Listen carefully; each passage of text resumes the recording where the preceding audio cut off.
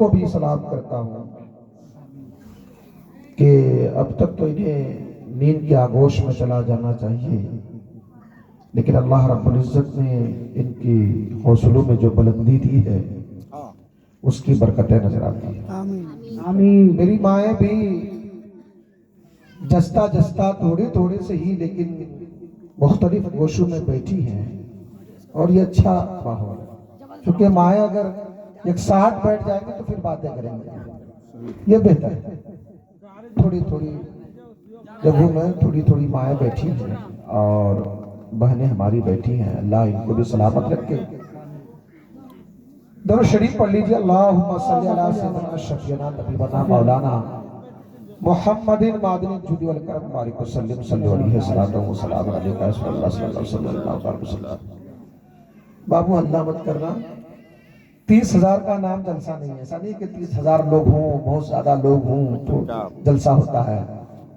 جلسہ تو واعظ تو وہ کامیاب ہے کہ واعظ جو فکر پیش کرے سامعین اسے اپنے دامن میں سمیٹ لے اور اس پر عمل کی کوشش کرے، اگرچہ تھوڑے، کوئی ضروری نہیں کہ بہت زیادہ لوگ ہوں تو کامیاب۔ میں اس پر کوئی شکوہ نہیں کروں گا کہ آپ کی بستی میں پہلی بار آیا تو آپ کم لوگ ہیں، نہیں، اس کا کوئی شکوہ نہیں۔ ہاں یہ ضرور ہے کہ آپ جتنے لوگ ہیں یہاں سے جتنی دیر میں کوئی لمبی گفتگو نہیں کروں گا، لیکن آپ جمی سے بیٹھیں گے، یہ بھی نہیں آپ توقع رکھیں گے کہ میں آپ کو جوشی تقریر سناؤں گا جہاں آپ نعرہ لگائیں گے۔ ہماری قوم کا شیرازہ نعرہ سے شیرازہ بندی نہیں ہوتی، وہ قوم کب تک نعروں کے سہارے جیے گی؟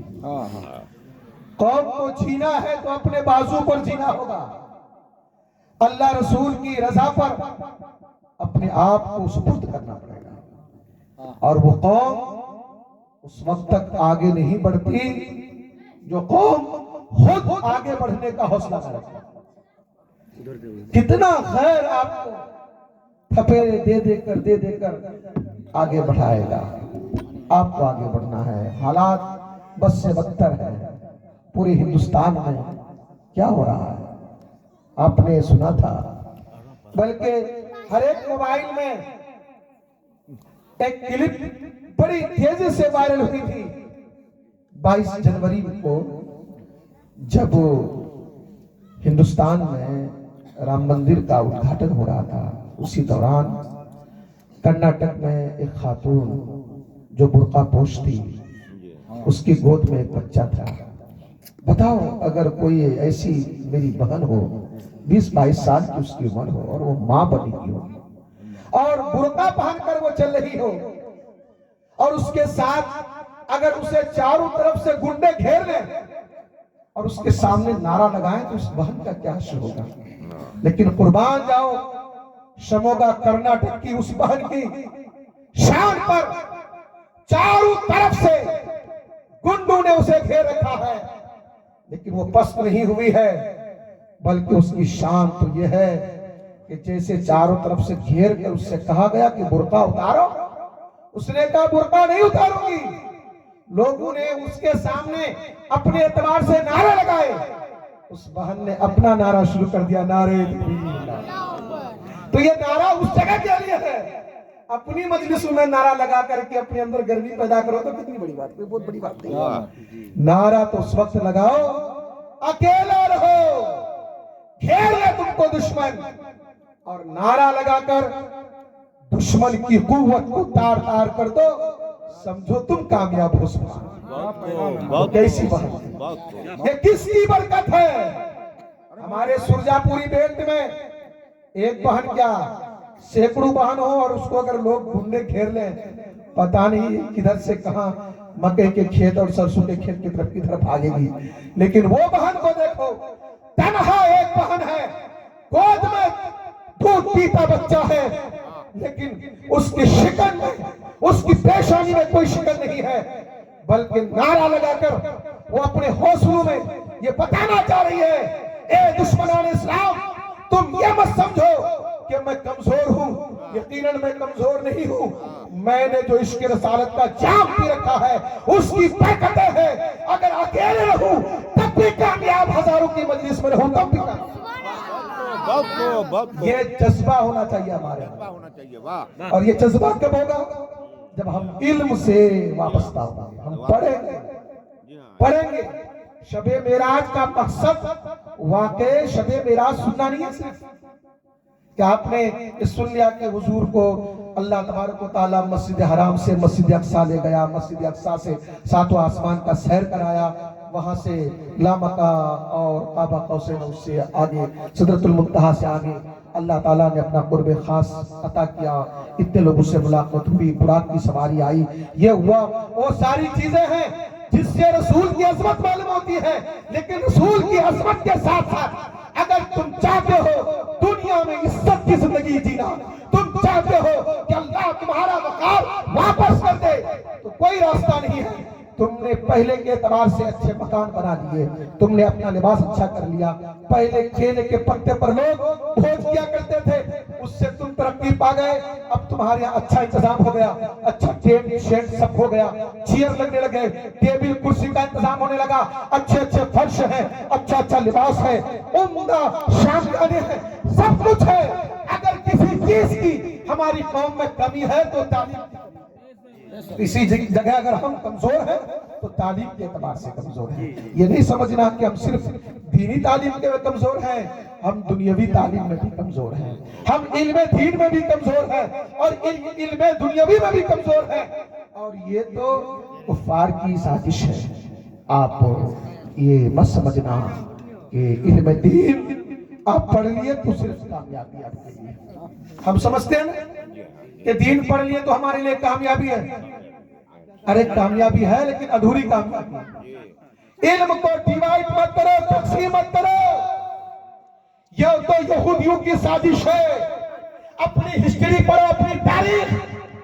دنیا میں سب سے پہلے جس قوم نے فیکٹری بنائی وہ کوئی اور نہیں، وہ مسلمان ہے، کہہ دیجئے سبحان اللہ۔ سب سے پہلے دنیا میں کاغذ سازی کی فیکٹری بنائی گئی، سب سے پہلے دنیا میں، اس سے پہلے کسی قوم نے کوئی کارخانہ کوئی فیکٹری نہیں بنایا تھا۔ سب سے پہلی فیکٹری کاغذ سازی کی بنی تھی، اور وہ قزاقستان میں مسلمانوں نے بنایا تھا، کہہ دیجئے سبحان اللہ۔ یہ جو دیکھتے ہو نا میڈیکل سائنس، میڈیکل بورڈ، جہاں ڈاکٹر لوگ تمہارے خون کا، تمہارے گوشت کا، تمہارے یورین کا، تمہارے جسم کے الگ الگ پارٹس کا، جس پر ڈاکٹر لوگ ریسرچ کرتے ہیں، یہ میڈیکل بورڈ میں سب سے پہلے کتاب کس نے لکھی پتا ہے؟ کس نے کتاب لکھی سب سے پہلے؟ میڈیکل بورڈ میں سب سے پہلے کتاب لکھنے والا رائٹر کسی اور قوم کا نہیں ہے۔ میڈیکل بورڈ میں سب سے پہلے جس شخص نے کتاب لکھی وہ محمد بن ابو بکر رازی ہے، جس نے 200 کتابیں عربی میں لکھی میڈیکل بورڈ میں۔ سبحان اللہ۔ سب سے پہلے جس نے کتاب لکھی وہ کوئی اور نہیں ہے، وہ محمد بن ابو بکر رازی ہے، جس نے 200 کتاب عربی میں لکھی۔ 1800 صدی عیسوی تک محمد بن ابو بکر رازی کی کتاب یورپ کی یونیورسٹیوں میں پڑھائی جا رہی تھی، اب پھر یورپ والوں نے دھیرے دھیرے اس کا ترجمہ عربی سے انگلش میں کر کے ہمارا سارا خزانہ چرا لیا، اور ہم دیکھتے رہ گئے۔ ہماری حالت اور کیفیت یہ ہو گئی کہ مسلمان جس کی جاگیر تھی تعلیم، مسلمان جس کی جاگیر تھی عزت، مسلمان جس کی جاگیر تھی حکومت، وہ مسلمان اپنی ساری چیزوں کو بھول گیا، اور یہ چیز غیروں کے ہاتھوں میں چلی گئی۔ لیکن مسلمان کمزور کیسے ہوا؟ مسلمان کمزور اس لیے ہوا کہ مسلمانوں نے اپنے نبی سے اپنا رشتہ کمزور کر دیا۔ ڈاکٹر کار نے کہا تھا کہ محمد سے وفاتوں نے تو ہم تیرے ہیں، یہ جہاں چیز کیا لوہو قلم ہے۔ اپنے نبی سے اپنا رشتہ مضبوط کرو اور دنیا میں تاریخ پڑھو، تمہیں افسوس ہوگا اور بڑا تعجب ہوگا کہ تم کون سی قوم ہو، کوئی کمزور قوم نہیں ہو۔ ارے تمہارے لیے قرآن میں آیا ہے، کسی اور کے لیے نہیں، آپ کے لیے، ہمارے لیے، چچا کے لیے، مکھیا جی کے لیے، علماء کے لیے، میری ماں باڑوں کے لیے قرآن میں آیا ہے، کنتم خیر امت اخرجت للناس، تم بہترین امت ہو، پیدا کیے گئے ہو لوگوں کی بھلائی کے لیے. سبحان اللہ. تم بھیک مانگنے والی قوم نہیں ہو. یہ تو ان ناہنجاروں نے ہمیں بدنام کر دیا جو اپنا مائک ٹیمپو میں باندھتے ہیں اور گلی گلی گھومتے ہیں. انہوں نے ہمیں بدنام کر دیا. ورنہ یہ قوم دنیا میں دنیا والوں کو لٹانے آئی تھی. یہ قوم دنیا کو نوازنے آئی تھی. بلکہ میرے نبی کا اخلاق حسنہ ہے, اس کی برکتیں ہیں کہ اسلام آگے بڑھا ہے. بلال کا نام سنا ہے؟ بلال کون تھے؟ حضرت بلال حبش کے غلام تھے. امیہ بن خلف خرید کے لایا تھا. سنا ہے بلال کیسے اسلام قبول کیا؟ سنے ہو بلال اس طرح سے اسلام قبول کیے. سردی کا موسم ہے, جاڑے کی رات میں حضرت بلال کو بخار کی شدت ہے اور بخار کے عالم میں بلال چکی چلا رہے ہیں اور چکی چلاتے چلاتے چہرہ پھک ہو گیا ہے, چہرہ اڑ گیا ہے, حواس باختہ ہو گئے ہیں, چہرے کی ساری بشاشت غائب ہے. مصطفیٰ جان رحمت ادھر سے گزرے ہیں. ابھی بلال اسلام قبول نہیں کیا ہے. میرے نبی کا اخلاق دیکھو. میرے آقا ادھر سے گزرے ہیں. بلال سے کہتے ہیں بلال تیرا چہرہ پھک پڑ گیا ہے, تیرا چہرہ سست کیوں ہے؟ بلال کیا پریشان ہو؟ بلال نے کہا آج بخار کی شدت پڑ گئی ہے, آج میرا بخار زیادہ ہے. میرے آقا صلی اللہ علیہ وسلم فرمانے لگے اے بلال کیوں کام کر رہے ہو, سو جاؤ, چکی کیوں چلا رہے ہو؟ بلال عرض کرنے لگے اے اسلام کے پیغمبر میں اپنا کام چھوڑ کر کے سو رہا تھا, آرام کر رہا تھا. اتنے میں میرا مالک آیا, مجھے لات مار کر جگایا اور کہا کہ میرا زر خرید غلام ہو اور تم سو رہے ہو, چکی کون چلائے گا؟ بلال کہتے ہیں اے اسلام کے پیغمبر چکی اپنے آقا کے ظلم پر چلا رہا ہوں. مصطفیٰ جان رحمت اپنے گھر تشریف لے جاتے ہیں اور میرے آقا اپنے گھر سے کھجور لاتے ہیں, بکری کا گرم دودھ لاتے ہیں, پنیر لاتے ہیں, اپنے مقدس کاندھے پر کمبل ہے, سرکار تشریف لاتے ہیں. بلال سے کہتے ہیں اے بلال کھجور کو کھا لو, پنیر تناول کر لو, بکری کا دودھ نوش کر لو. اے بلال اس کو نوش کر کے کھجوریں کھا کر کے یہ کمبل دیتا ہوں, اس کو اوڑھ کر سو جاؤ. بلال سرکار سے عرض کرتے ہیں اے اسلام کے پیغمبر اگر میں سوؤں گا پتہ نہیں میرا مالک اب کی بار آئے گا, ہو سکتا ہے کہ تلوار سے جگائے, ہو سکتا ہے خنجر سے جگائے. مصطفیٰ جان رحمت ارشاد فرماتے ہیں اے بلال گھبرانے کی ضرورت نہیں ہے, سو جا کمبل اوڑھ کر. ساری رات کمبل اوڑھ کر سونا تیرا کام ہے اور تیرے حصے کی چکی چلانا میرا کام ہے. تم سو جاؤ, تم سو جاؤ, تم سو جاؤ, تمہارے حصے کی چکی میں بھی سو جاؤں. جواب نہیں. بتاؤ کوئی ہے دنیا کا ایسا رہبر جو ایک اجنبی شخص کے لیے جس کا ان سے کوئی تعلق نہ ہو. بلال اسلام قبول نہیں کیے. لوگ کہتے ہیں کہ اسلام تلوار کی زور پر پھیلا ہے. اللہ رب العزت کا بہت بڑا انعام و اکرام ہے. حضرت علامہ مفتی سلمان اظہری صاحب اپنے کیس سے بری ہو چکے ہیں, کہہ دیجئے سبحان اللہ. علماء ان کی ذمہ داری ہے حق بولنا, حق بولنا اس کی ان کی ذمہ داری ہے. اور میں بتاؤں گا حضرت بلال کو سنی. حضرت بلال رضی اللہ عنہ پہلی شب پوری رات سو جاتے ہیں فجر تک اور مصطفیٰ جان رحمت ان کے حصے کی چکی چلاتے ہیں. اگلی شب آئی, پھر میرے سرکار تشریف لائے. آج بلال کے لیے کچھ اور کھانے کے لیے لائے ہیں. بلال کو سنا دیتے ہیں اور ساری رات مصطفیٰ جان رحمت ان کی حصے کی چکی چلاتے ہیں. سبحان اللہ. لگاتار 3 شب تک میرے آقا بلال ناغا بلال کے حصے کی چکی چلاتے رہے. جب تیسری شب کے آخر میں مصطفیٰ جان رحمت جانے لگے تو بلال میرے آقا کے قدموں میں گر گئے اور عرض کرنے لگے کہ جو شخصیت, جو اللہ کا پیغمبر کسی گرتے ہوئے غلام کے گرتے ہوئے مقام کو اٹھا کر عرش اعظم تک پہنچائے, وہ کوئی اور نہیں ہے, وہ اللہ کا سچا نبی, سچا رسول ہے. اس لیے تاخیر مت کیجئے, مجھے بھی کلمہ پڑھا کر داخل اسلام, مجھے بھی کلمہ پڑھائیے اور داخل اسلام کرا دیجئے. بتاؤ اسلام کیسے آگے بڑھا؟ اخلاق سے آگے بڑھا. اور حضرت علامہ مفتی سلمان اظہری صاحب نے جو کام کیا، یہ کام آج سے پہلے بھی علماء کرتے رہے۔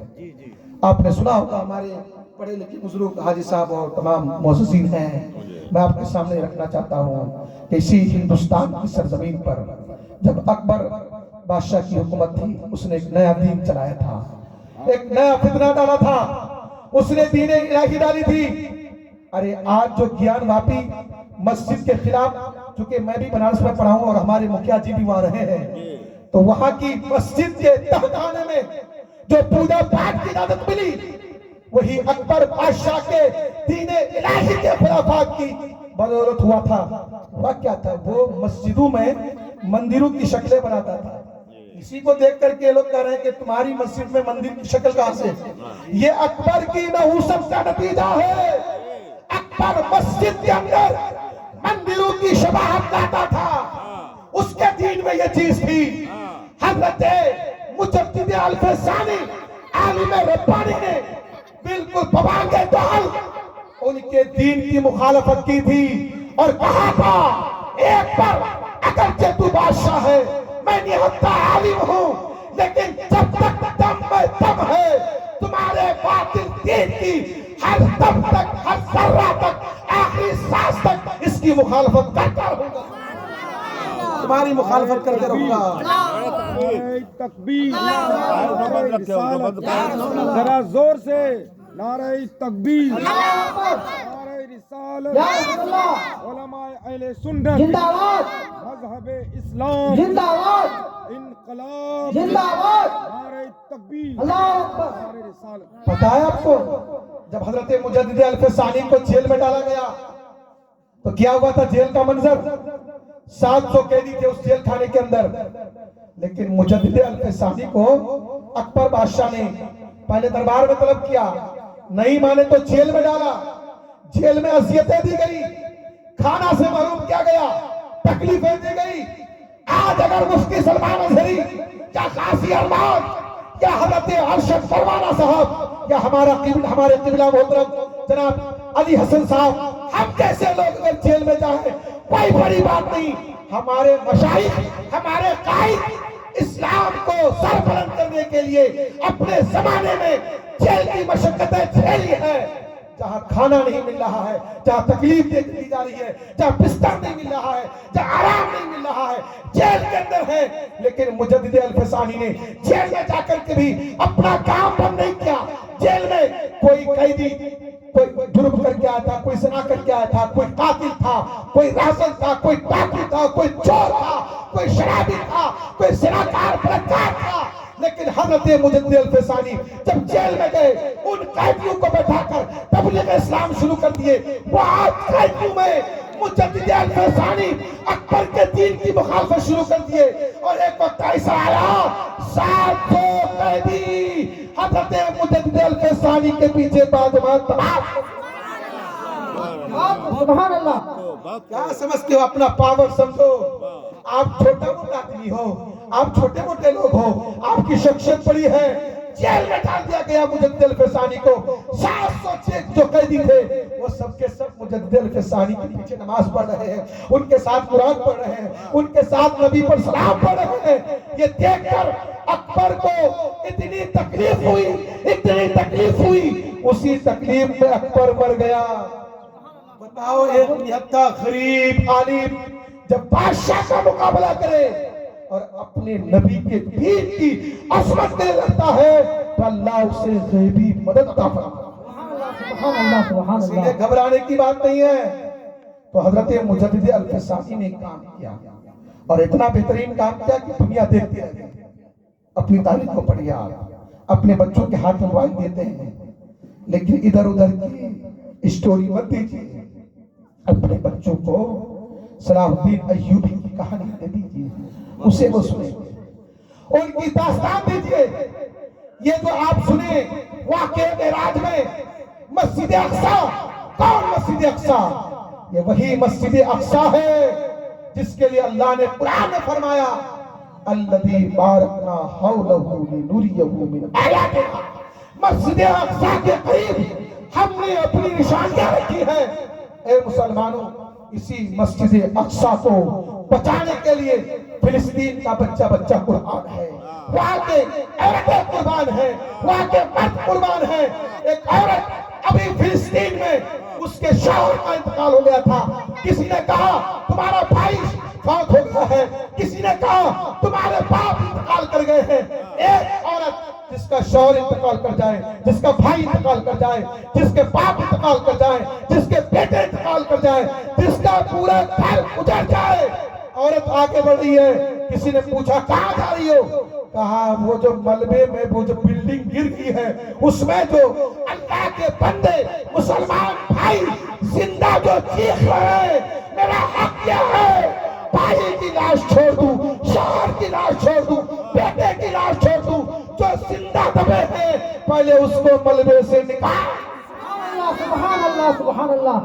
غلامان محمد جان دینے سے نہیں ڈرتے، غلامان محمد جان دینے سے نہیں ڈرتے، سر کٹ جائے یارا سے کچھ پرواہ نہیں کرتے۔ درود شریف پڑھی، اللہم صلی علی سیدنا شفیعنا طبیبنا مولانا محمد مادری الجود والکرم بارک وسلم صلو علیہ الصلوۃ والسلام علیکہ یا رسول اللہ صلی اللہ علیہ وسلم۔ لیکن اپنا فوکس کیا ہو؟ اپنا فوکس صلہ رحمی، معراج کے واقعہ سے ایک اپنا پوزیٹو میسج لے کر کے اٹھیں یہاں سے۔ وہ کیا کہتے ہیں؟ عائشہ صدیقہ سے مصطفیٰ جان رحمت نے ارشاد فرمایا کہ اے عائشہ آج تم جو چاہو مجھ سے مانگ لو۔ حضرت عائشہ عرض کرتی ہیں یا رسول اللہ آپ مجھے مانگنے کا اختیار دے رہے ہیں تو ذرا یہ بھی اختیار دے دیجیے کہ آپ کے سسر اپنے ابا حضرت صدیق اکبر سے مشورہ تو کر لوں کہ آپ سے مانگنا کیا ہے۔ صدیق اکبر کی خدمت میں حضرت عائشہ گئی اور عرض کیا اے ابا جان آپ کے داماد نے مجھے اپنی مرضی کے مطابق مانگنے کا اختیار دے دیا ہے، میری ماں بہنیں ہوتی تو سونا چاندی ہیرے جواہرات مانگ لیتی، لیکن حضرت عائشہ ام المومنین اپنے باپ صدیق کی خدمت میں گئی ہے مشورہ کرنے کے لیے کہ اپنے شوہر سے نبی آخر السما سے مانگا کیا جائے۔ تو صدیق اکبر نے کہا اے بیٹا عائشہ اپنے نبی کی خدمت میں جاؤ، دنیا کی کوئی چیز مت مانگو، اس لیے کہ دنیا کی ہر چیز کو فنا ہونا ہے، اسے مٹنا ہے، لیکن ایک چیز ایسی ہے کہ جو مٹے گی ضرور لیکن مٹتے مٹتے تھوڑی تاخیر ہے، وہ چیز ہے دولت علم۔ جب نبی کی خدمت میں جانا تو یہ مانگ لینا کہ یا رسول اللہ معراج کی رات میں اللہ تعالیٰ نے جو آپ کو راز کی باتیں بتائی ہے انہی رازوں میں سے ہمیں ایک راز بتا دیجئے۔ آج کی رات میں یہ جو شب معراج ہے، آج کی رات میں اللہ تعالیٰ نے جو آپ کو بے شمار راز عطا کیا ہے، بے شمار آپ کو جو پنہا چیزیں عطا کی ہے، انہی میں سے ایک راز ہم کو بتا دیجئے۔ اے بیٹی عائشہ میری خدمت میں وعدہ کرو کہ اگر رسول اللہ بتا دیں تو آ کر مجھے بھی بتا دینا، کہہ دیجئے سبحان اللہ، مجھے بھی بتا دینا۔ چل رہی ہے تمہیں درود شریف پڑھی، اللہم صلی علی سیدنا شفیعنا طبیبنا مولانا محمد صلو علیہ السلام علیکہ یا رسول اللہ صلی اللہ علیہ وسلم۔ تو مصطفیٰ جان رحمت صلی اللہ علیہ وسلم کی خدمت میں حضرت عائشہ صدیقہ رضی اللہ تعالی عنہ حاضر ہوتی ہیں اور حاضر ہو کر عرض کرتی ہیں یا رسول اللہ معراج کی رات میں اللہ تعالی نے جو آپ کو راز کی باتیں بتائی ہے انہی رازوں میں سے ایک راز ہمیں عطا فرما دیجئے۔ مصطفیٰ جان رحمت مسکرا دیے، کہہ دیجئے سبحان اللہ۔ مسکرائے کس بات پر؟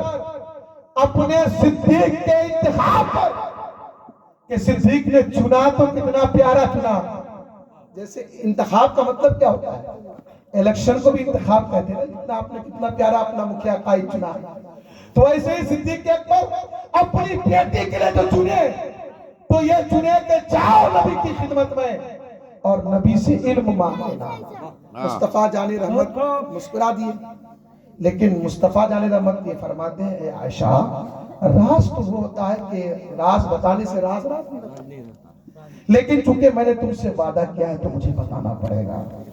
سنو، اللہ تعالیٰ نے معراج کی رات میں جو ہمیں راز کی باتیں بتائی ہیں، انہی رازوں میں سے راز یہ ہے کہ میرا رب ارشاد فرماتا ہے، میرا محبوب، جو میرا بندہ آپ کی امتی دو ٹوٹے دلوں کو جوڑ دے گا، اللہ تبارک و تعالی اسے بغیر حساب و کتاب کے جنت میں جگہ عطا کر دے گا۔ سبحان اللہ، سبحان اللہ، بہت اللہ اکبر۔ حضرت عائشہ صدیقہ رضی اللہ تعالیٰ عنہ اس کو سنتی ہے اور وہاں سے پھولیں نہیں سماتی ہیں، بہت خوش میں اپنے ابا کی خدمت میں دوڑے دوڑے حاضر ہوتی ہیں، عرض کرتی ہیں، ابا جان، آپ کے داماد نے، نبی آخر الزمان نے، تمام نبیوں کے امام نے یہ عطا فرمایا کہ جو اللہ کا بندہ دو ٹوٹا دل کو جوڑ دے گا، یعنی دو بھائی آپس میں لڑ رہے ہو، دو پڑوسی آپس میں لڑ رہے ہو، میاں بیوی آپس میں لڑ رہے ہو، باپ بیٹے میں نا اتفاقی ہو،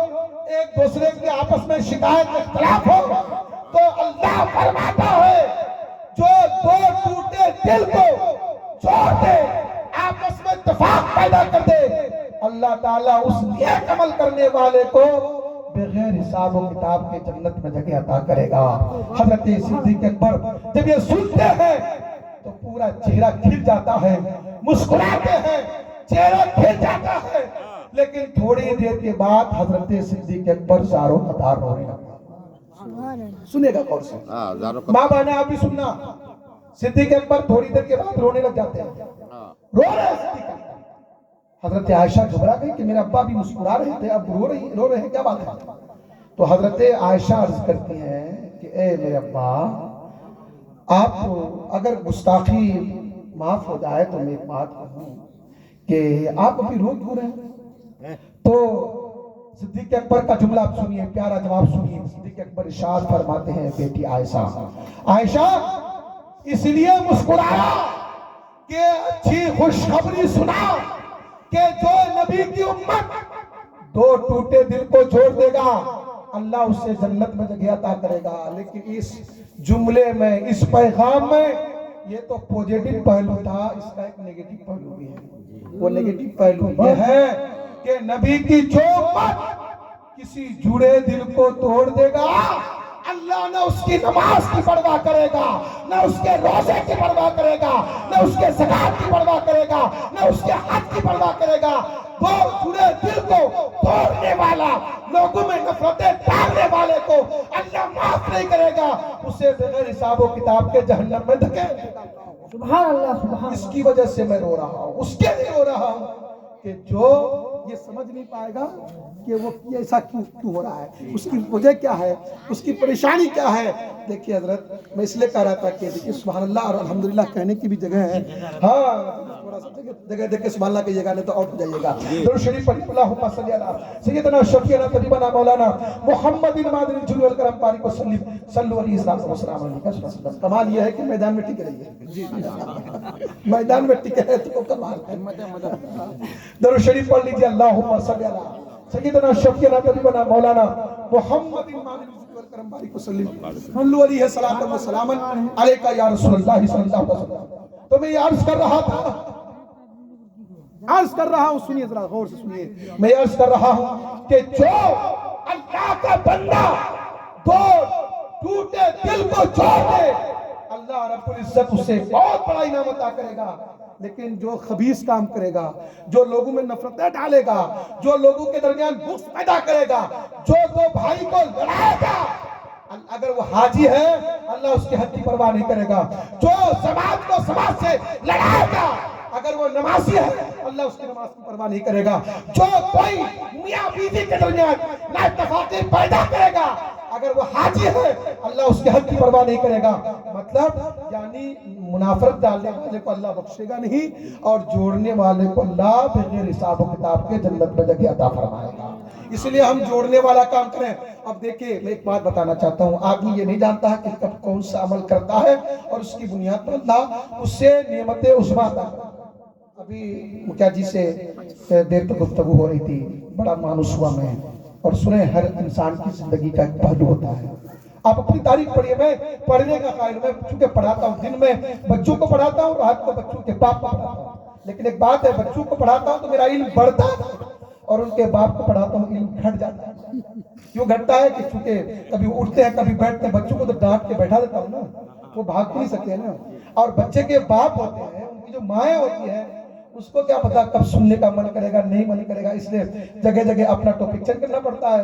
اور بچوں کے لیے تو پورا سبق پڑھاتا ہوں، وہ چونکہ بی جے بی سے بیٹھے رہتے ہیں، اسی لیے بچوں کو پڑھانے سے میرا علم بڑھتا ہے، اور اس کے باپ کو پڑھاتا ہوں تو علم گھٹ جاتا ہے۔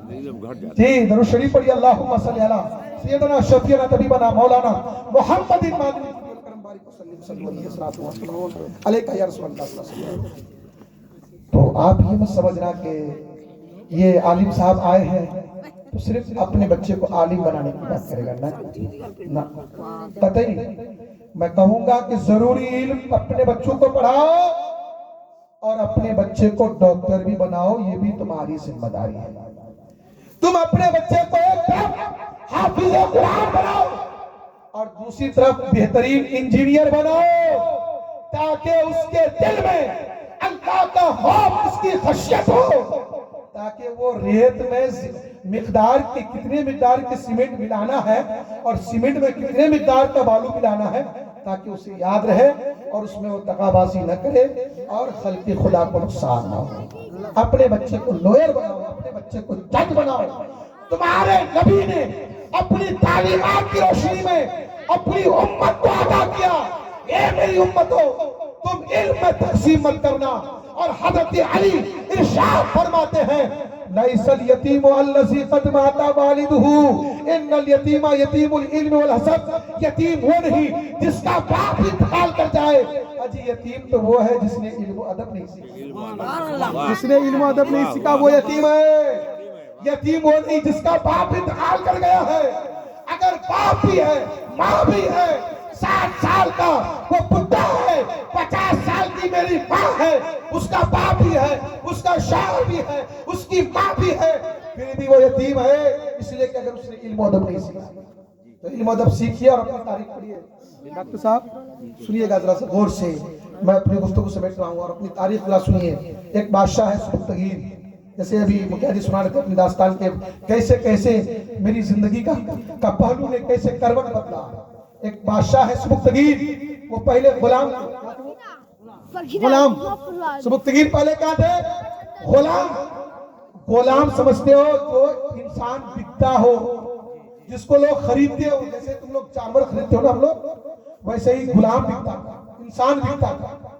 تو سبکتگین وہ الپتگین بادشاہ خرید کے لایا تھا اپنی خدمت کرنے کے لیے۔ ہم لوگ نوکر لاتے ہیں تنخواہ پر، وہ لوگ سیدھے انسان ہی خرید دیتا تھا لائف ٹائم کے لیے، اور وہ ان کا رہتا تھا، جب جاتا تو پھر اس کی قیمت لے کر جاتا۔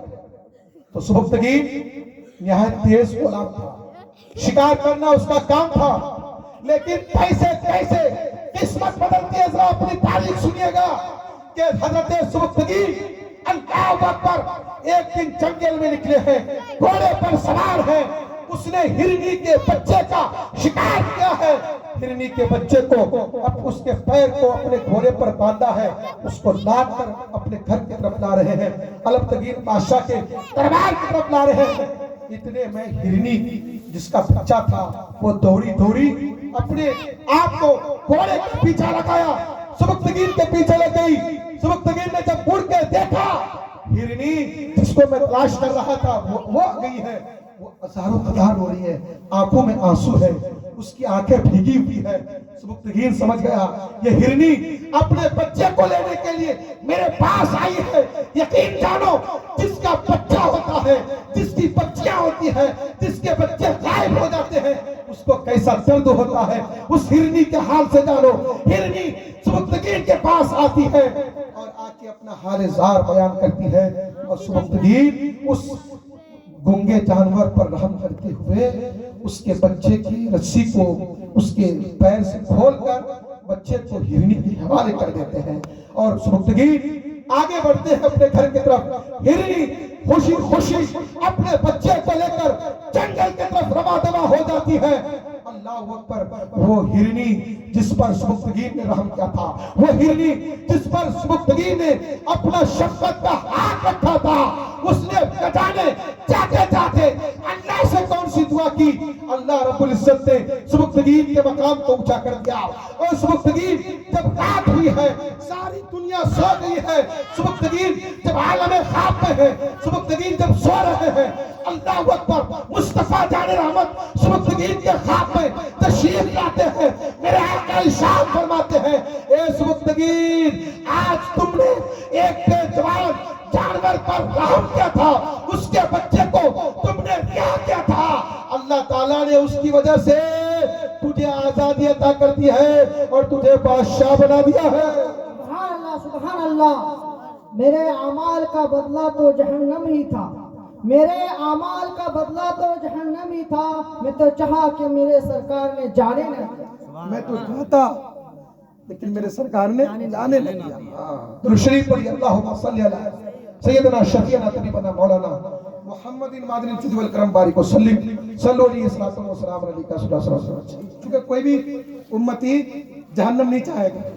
میں تو چاہتا، یعنی جو میرے اعمال تھے اس کی وجہ سے مجھے جہنم ہی جانا پڑتا، لیکن یہ میرے آقا کا کرم ہے کہ میرے آقا جہنم جانے سے بچا دیا. یہ میرے آقا کی زردہ نوازی ہے. تو دیکھو سبکتگین نے جانور پر رحم کیا، اللہ تعالیٰ نے اسے غلامی سے بھی آزاد کرا دیا اور سبکتگین کو بادشاہ بنا دیا. سبکتگین کا انتقال ہو گیا چند دنوں میں، وہ آزاد بھی ہو گئے اور اللہ تبارک و تعالیٰ کا فضل و کرم ہوا کہ سبکتگین بادشاہ بنا دیا گیا.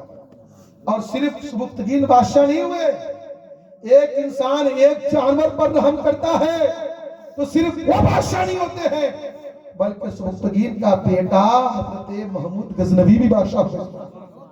محمود غزنوی کون ہے؟ سبکتگین بادشاہ کے بیٹے ہیں.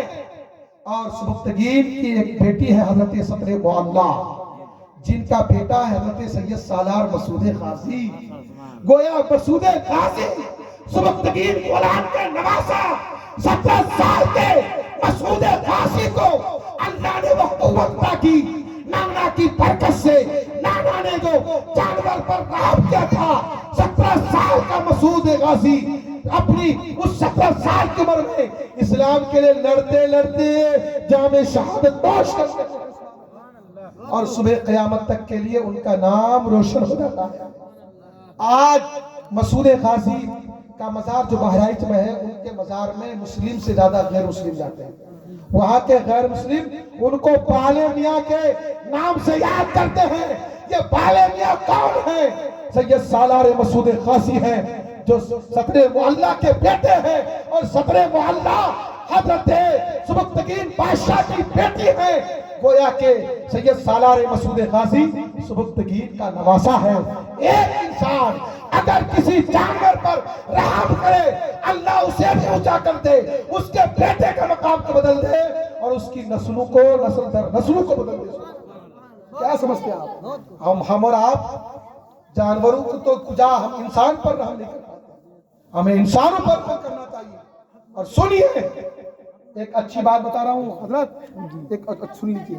تقریر تو روز سنتے ہیں لیکن میں جو بتا رہا ہوں نا، الحمدللہ آپ کبھی بھی مجھ کو فون کریں گے، تمام چیزوں کو دلائل کی روشنی میں رکھوں گا. نہیں سننے ہیں نا؟ الحمدللہ، سبحان اللہ. تب تو آپ بہت بالکل خوش نصیب ہیں. درود شریف پڑھ لیجیے. اللہم صلی علی سیدنا شفیعنا طبیبنا مولانا محمد مادن الجود والکرم بارک وسلم صلو علیہ وسلم علیکہ یا رسول اللہ صلی اللہ علیہ وسلم. ایک 5ویں صدی ہجری کے مجدد کا نام سنا ہے؟ حضرت امام غزالی کا نام سنیے آپ ان کے بارے میں. کیونکہ لوگ چلے گئے ہیں، ان کو سنا کر میں گفتگو سمیت ختم کروں گا. حضرت امام غزالی جنہوں نے 500 کتاب عربی میں، کتنی کتاب؟ 500 کتاب عربی میں لکھا ہوا ہے. بڑے بڑے عالم ان کی کتابوں کو پڑھ نہیں پاتے ہیں، جو ہزاروں خلفاء و شاگرد چھوڑ کر گئے، جن کی تہجد تک قضا نہیں ہوتی تھی. لیکن امام غزالی کا جب انتقال ہوا تو کسی نے ان کو خواب ان سے پوچھا، غزالی محمد، تیرے ساتھ تیرے رب نے کیا سلوک کیا، ذرا کچھ بتائیے. تو امام غزالی کا جواب سنیے اور اپنے دل و دماغ کے دریچے کو کھولیے. امام غزالی کہتے ہیں اے مجھ سے سوال کرنے والوں، میں جس امید کے ساتھ یہاں آیا تھا اس امید سے میں بخشا نہیں گیا. بخشا تو گیا، عارضی حساب و کتاب ہوا، مجھے اللہ نے معاف تو کیا، لیکن میں سمجھ رہا تھا کہ بہت زیادہ انعام و اکرام سے نوازا جاؤں گا، لیکن وہ بات وہ نہیں تھی، بلکہ اللہ رب العزت نے ایک معمولی نیکی کی وجہ سے مجھے بخش دیا اور مجھے درجہ دیا. اب سنیے گا وہ کیا معمولی نیکی ہے.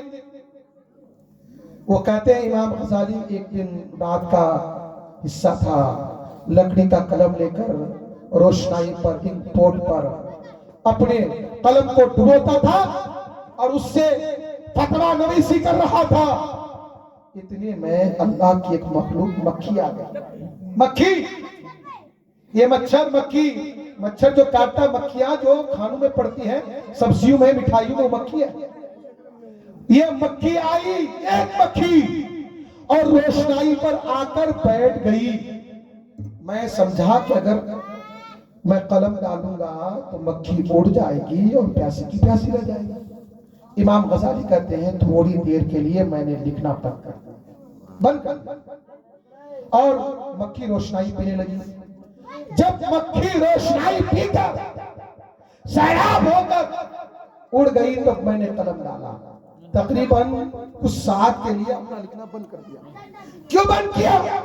چونکہ اللہ کی مخلوق ہے، شاید پیاسی ہے اسے پیاس بجھا لے، شاید پیاسی ہے اسے پیاس بجھا لے. امام غزالی کہتے ہیں میں نے اللہ کی مخلوق مکھی پر جو کام کیا، اللہ تعالیٰ نے اس کی برکت عطا کی اور ایسی برکت عطا کی. رب ذوالجلال نے ارشاد فرمایا اے غزالی محمد، کل تم نے میری مخلوق مکھی پر رحم کیا تھا، آج اس کی وجہ سے میں تم پر رحم کر رہا ہوں. کل تم نے میری مخلوق پر رحم کیا تھا، آج اس کی وجہ سے میں تم پر رحم کر رہا ہوں. اور ہمارا حال تو یہ ہے کہ جب تک اپنے بھائی کو تکلیف نہ دے تو ہم کو چین نہیں. اپنے بھائیوں کو ستانا ہی ہم سب سے بڑی اپنی جوانمردی سمجھتے ہیں. یہ جوانمردی نہیں ہے. ارے اصلی پہلوان تو وہ ہے جو مصطفیٰ جان رحمت کے فرمودات کے مطابق دو ٹوٹے دل کو جوڑے. اللہ تبارک و تعالی اسے نعمت عظمیٰ عطا فرما دے گا. سبحان اللہ. اسی لیے یہ کام کرو، دلوں کو جوڑنے کا کام کرو، دلوں کو توڑنے کا کام ہرگز مت کرنا. شب معراج سے یہ پیغام اپنے سینوں میں پسا کر لے جانا. اور ایک بات جاننا، اپنے بچوں کو اگر آگے بڑھانا چاہتے ہو، اسے عزت دینا چاہتے ہو، دنیا میں اسے مقام دینا چاہتے ہو، دوسرا کوئی راستہ نہیں ہے. اس کے سینے میں قرآن کا نور اتارو اور یہ بات جان لو تمہاری ذمہ داری ہے اپنے بچوں کے سینے میں قرآن اتارنا. اور وہ قرآن کی ذمہ داری ہے کہ تمہارے بچے کی دنیا اور آخرت کو سنوارو. تمہاری ذمہ داری ہے اپنے بچے کو قرآن سکھاؤ. وہ قرآن تمہارے بچے کی دنیا کو بھی سنوارے گا اور آخرت کو بھی سنوارے گا. میں یہ کہہ رہا ہوں کہ علم میں ڈیوائڈ مت کرنا. یعنی اگر چاہتے ہو دشمنوں کی آنکھوں میں آنکھیں ڈال کر جینے کا شعور چاہتے ہو تو تم فزکس بھی پڑھو، کیمسٹری بھی پڑھو، میتھمیٹکس بھی پڑھو. دنیا کی آنکھوں میں آنکھیں ڈال کر جینے کا تجھے ہنر ملے گا. اور چاہتے ہو اپنی آخرت سنوارنا تو اپنے بچوں کے سینے میں قرآن کا نور اتارو. قرآن کا نور بھی اتارو اور فزکس، کیمسٹری اور میتھمیٹکس بھی. اور میں بتاتا، چونکہ وقت تو کم ہے میرے پاس، لیکن میں بتاتا آپ کو بہت ساری باتیں، بہت ساری یادیں رہ گئی. انشاءاللہ اگر کبھی موقع ملے گا تو بتاؤں گا. قرآن میں ایک سورہ ہے سورہ نساء. سورہ نساء اس وقت تک اس عالم کو سمجھ میں نہیں آئے گا جب تک کہ وہ حساب میں مضبوط ہو، جب تک اس کا میتھمیٹکس مضبوط نہ ہو وہ سورہ نساء کو کمال کو سمجھ نہیں پائے گا. اسی لیے حساب کرنا تمہاری ذمہ داری ہے. یہ مت سمجھنا. آپ کو بتاؤں، اس بار میں نے ساؤتھ افریقہ کے پروگرام کو ٹیلی کاسٹ میں نے دیکھا جہاں حافظ ملت کے ایک شاگرد نے ساؤتھ افریقہ ڈربن کے اندر وہاں کے جس میں ادارے میں جو آپ نے ایک مدرسہ قائم کیا تھا جامعۃ القادریہ غریب نواز، جو لگاتار 30 سال سے اپنی دینی خدمات انجام دے رہا ہے، وہاں دیکھا کہ عالم پیدا ہو رہے ہیں جو قرآن کا ترجمہ انگلش میں کر رہے ہیں، عالم پیدا ہو رہے ہیں جو قرآن کا ترجمہ ڈچ میں کر رہے ہیں، عالم پیدا ہو رہے ہیں جو قرآن کا ترجمہ فرینچ میں کر رہے ہیں، یعنی دنیا کے جو چیلنج ہے اس کے مطابق عمل کر رہے ہیں۔ اور یہی حافظ ملت کا اپنا مشن تھا کہ دنیا میں آئے ہو تو زمین پر کام اور زمین کے نیچے آرام۔ اگر زمین کے نیچے آرام کرنا چاہتے ہو تو زمین کے اوپر کام کرنا۔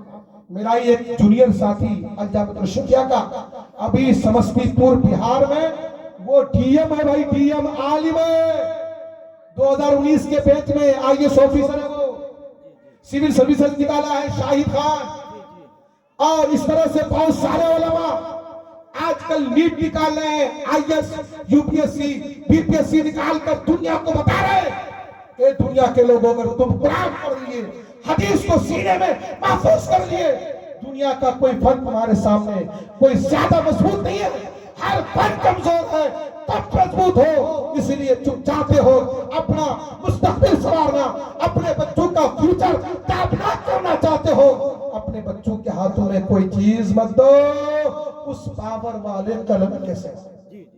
پاور والا قلم دے دو۔ قرآن کہتا ہے نون والقلم وما یسطرون، قسم ہے نور نبوت کی اور قسم ہے اس پاور والے قلم کی۔ شب معراج کی اس عظیم الشان شب سے یہ پیغام لے کر جاؤ کہ اپنے بچوں کو پڑھانا ہے، اس کا بھوش، اس کا فیوچر، اس کا مستقبل سنوارنا ہے۔ اپنے بچے کو بلڈنگ بنا کر نہیں دے گو چلے گا، اچھا لباس نہیں پہناؤ گے چلے گا۔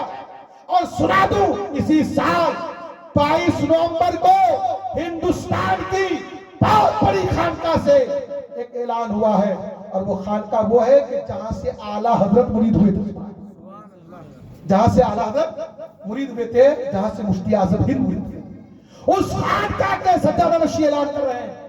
اور سجادہ نشی بھی علم دنیا کے بھی ماہر اور علم دین کے بھی ماہر۔ ان کے ایک بھائی آئی ایس آفیسر ہیں جو ابھی انکم ٹیکس وبھاگ سے ریٹائر ہو گئے ہیں، سید اشرف آئی ایس بھی ہیں اور عالم بھی ہیں۔ انہوں نے اعلیٰ حضرت کی شان میں 4 مسئلے کہنا سنیے گا۔ آئی ایس آفیسر ایک یو پی ایس سی نکالنے والا ایک انسان عالم بھی ہے، اور اعلیٰ حضرت کی شان میں لکھتا ہے مینار قصر رضا تو بلند کافی ہے۔ پروانہ صاحب سنیے گا، مینار قصر رضا تو بلند کافی ہے، ذرا تم اس کے ایک ہی سینہ پہ چڑھ کے دکھلا دو، اجی فتوہ رسیہ تو ایک کرامت ہے، ذرا ہدایت بخششی پڑھ کے دکھلا دو۔ یہ آئی ایس آفیسر کر رہے ہیں کہ مینار قصر رضا تو بلند کافی ہے، ذرا تم اس کے ایک ہی سینہ پہ چڑھ کے دکھلا دو، اجی فتوہ رسیہ تو ایک کرامت ہے، ذرا ہدایت بخششی پڑھ کے دکھلا دو۔ یہ آئی ایس آفیسر کر رہے ہیں۔ اس لیے اپنے بچوں کو پڑھائیے، اور پڑھا کر اپنے بچوں کو کامیاب کیجیے، اور اپنے بچوں کو پڑھائیں